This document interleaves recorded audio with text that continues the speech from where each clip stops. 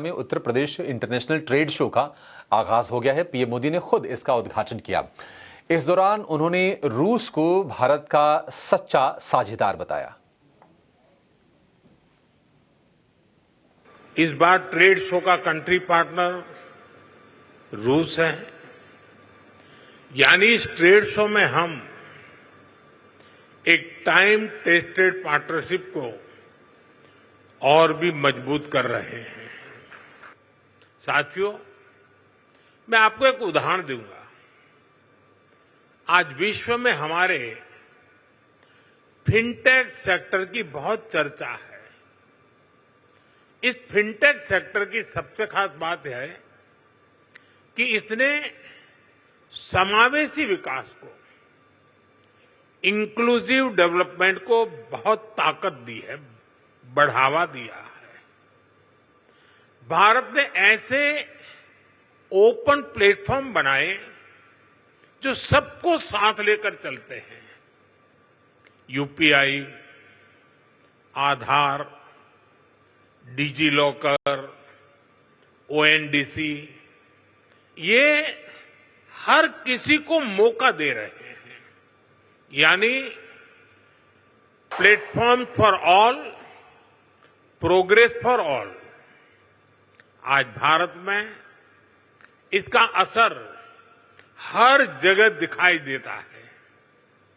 Mall में shopping करने वाला भी यूपीआई इस्तेमाल करता है और सड़क पर चाय बेचने वाला भी यूपीआई का इस्तेमाल करता है।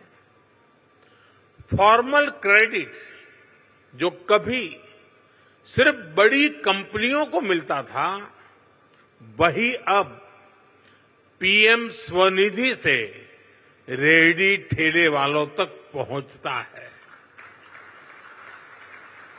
साथियों, ऐसे ही गवर्नमेंट ई मार्केटप्लेस यानी जैम है। एक समय था, अब सरकार को कोई सामान बेचना और बड़े प्लेयर्स के बस की बात, उन्हीं के कब्जे में था एक प्रकार से। लेकिन आज जैम पोर्टल से करीब 25 लाख सेलर्स और सर्विस प्रोवाइडर्स उससे जुड़े हुए हैं और सरकार को सप्लाई का काम कर रहे हैं। ये छोटे छोटे ट्रेडर्स हैं, उद्यमी हैं, दुकानदार हैं, जो भारत सरकार की जरूरत के हिसाब से वो सीधे अपना सामान भारत सरकार को बेच रहे हैं और भारत सरकार खरीद रही है। आप हैरान रह जाएंगे कि अब तक जेम के माध्यम से भारत सरकार ने 15 लाख करोड़ रुपए का सामान या सर्विस खरीद चुके हैं। साथियों, आज भारत 2047 तक विकसित होने के लक्ष्य की ओर आगे बढ़ रहा है। दुनिया में हो रही डिसरप्शन और अनसर्टेनिटी के बावजूद भारत की ग्रोथ आकर्षक है।